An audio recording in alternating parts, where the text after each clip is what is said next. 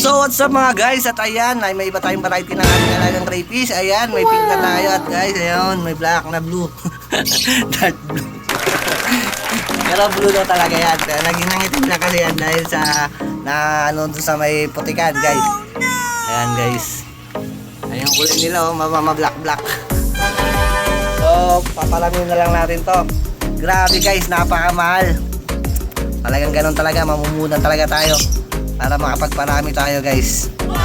Kaya sabi ko sa inyo, hindi basta-basta ang pag-aalaga rin ng crayfish ha. Kailangan ng malaking pera din. Kung gusto nyo mag-alaga, yan, mamumuhunan din talaga kayo guys. Kailangan nyo din mamumuhunan. So ayan, aking mga alaga ngayon.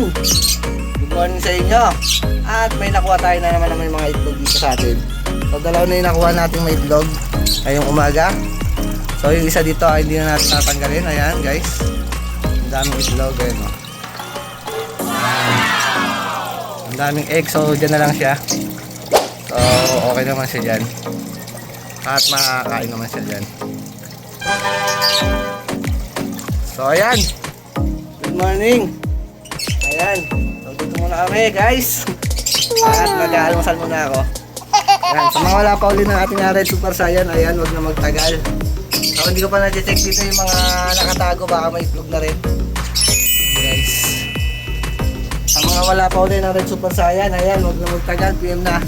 So mga pa-itlogin na talaga sila lahat. So hanap muna uli ako ng may eggs. So itlogin natin. Yan, abang-abang na lang.